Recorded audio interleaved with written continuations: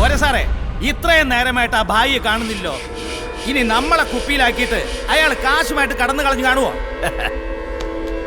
എന്നെ പറ്റിച്ചിട്ട് കടന്നു കളയാ? താൻ എന്നെ കുറിച്ച് എന്താ മനസ്സിലാക്കിയിരിക്കുന്നത്? മുക്കാചക്രത്തിന് ഗതിയില്ലാത്ത ആ പഴയ കോരയിൽ നിന്നും ഇന്ന് നിങ്ങൾ ഈ കാണുന്ന അവസ്ഥയിൽ എത്തിച്ചേർന്നിട്ടുള്ളത് ഒറ്റ ദിവസം കൊണ്ടുള്ള വളർച്ചയല്ല. കളികൾ പലതും കളിച്ചിട്ടാ.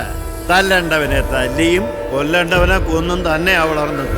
പിന്നെ ഭായിയുടെ കാര്യം, അതേ ഞങ്ങൾ ഇന്നും ഇന്നലെയും തുടങ്ങിയ ബിസിനസ് അല്ല. ഭായി എത്തുമെന്ന് പറഞ്ഞാൽ എത്തിയിരിക്കും. ഭായി എത്തിയല്ലോ. പറഞ്ഞ നാക്കെടുത്തേ ഉള്ളൂ. നമസ്കാർ ഗോറാബായ്. നമസ്കാർ. നമസ്കാർ. കാര്യങ്ങളൊക്കെ ഭംഗിയായിട്ട് നടന്നല്ലേ?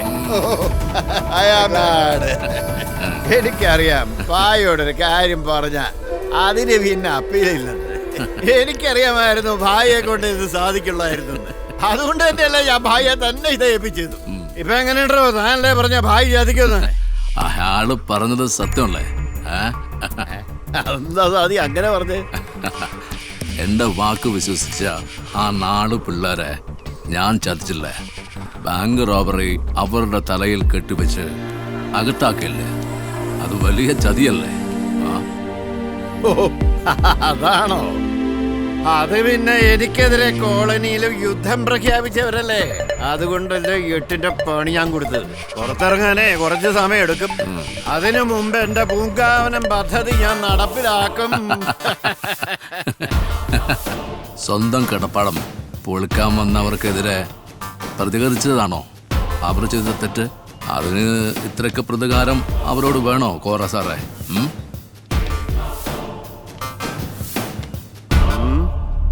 എന്താ ഭായിക്ക് അവന്മാരോടൊരു സോഫ്റ്റ് കോർണർ, മുമ്പില്ലാത്തൊരു സിമ്പതി? എന്തോ മനസ്സിൽ ഒരു കുറ്റബോധം തോന്നുന്നു. അഹങ്കാരണം 4 നിരപരാധികൾ ക്രൂശിക്കപ്പെട്ടതിലുള്ള കുറ്റബോധം. എല്ലാ കുറ്റവും ഏറ്റുപറഞ്ഞ് ഞാൻ പോലീസിൽ കീഴടങ്ങാൻ തീരുമാനിച്ചു.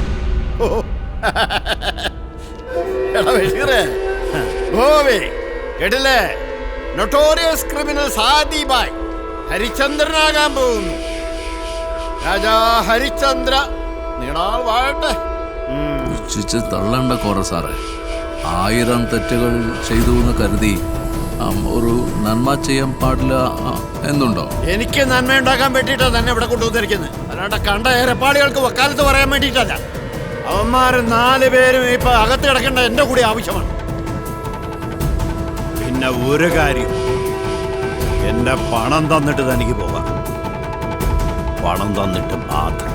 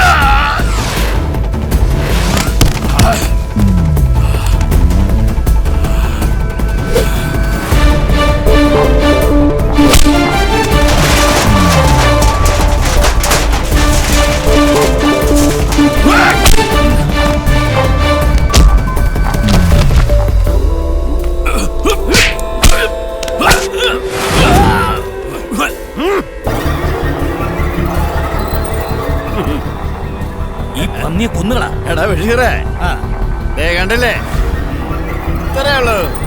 ജീവനുള്ള മനുഷ്യൻ പറഞ്ഞാ കേക്കില്ല. പക്ഷെ ഇത്രയും പോകുന്ന ഈ പിസ്റ്റളിലൊന്ന് വിരലമർത്തിയാൽ ആരും അനുസരിക്കും. അണ്ടർവേൾഡ് കിങ്, ബോംബെയിലെ അധോലോക നായകൻ. ഒരു എംഎൽഎയുടെ മുമ്പിൽ ഇന്ന് വെടുക്കുന്നു കണ്ടില്ലേ?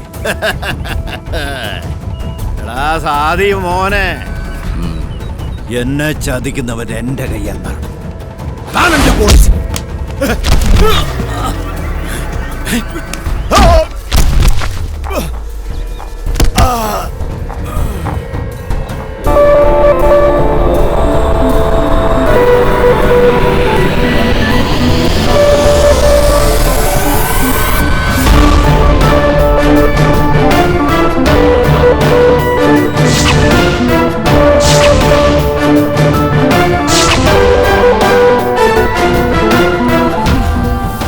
എന്താ കോറ സാറെ നോക്കുന്നത്? ഇവർ എങ്ങനെ രക്ഷപ്പെട്ടു എന്നാണോ? കൊത്തിയ പാമ്പിനെ കൊണ്ട് വിഷമിറക്കിക്കുക എന്നൊരു ചൊല്ലുണ്ടല്ലോ ഞങ്ങളുടെ നാട്ടിൽ. അത് തന്നെയാ ഇവിടെയും സംഭവിച്ചിരിക്കുന്നത്.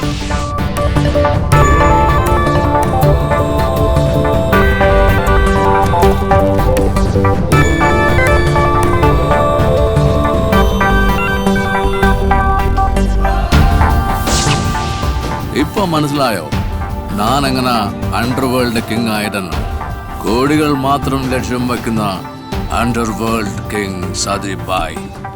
അല്ലാതെ തന്നെ പോലെ ഊറുനേരത്തെ അന്നത്തിനു വേണ്ടി കൈനീട്ടുന്നവന്റെ പിച്ചച്ചട്ടിയിൽ കൈയിട്ട് വാരുന്ന മൂന്നാംകിട രാഷ്ട്രീയമല്ല എന്റേത്. ലക്ഷ്യം പണമാണെങ്കിലും അതിലേക്ക് എത്താനുള്ള വഴിയിൽ ഞാൻ ആരെയും ബലിയാടാക്കാറില്ല.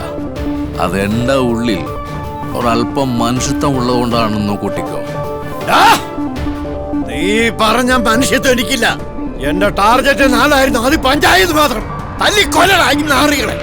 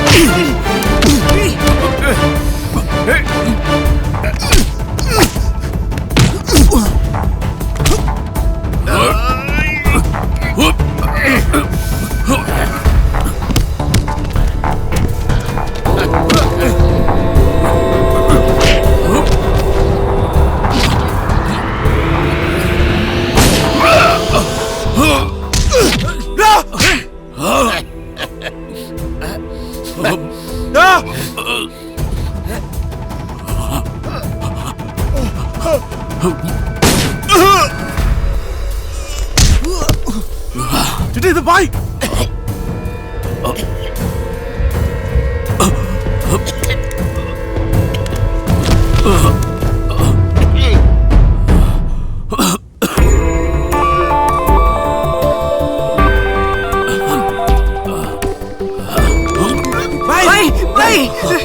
Rano, Citi, Bye.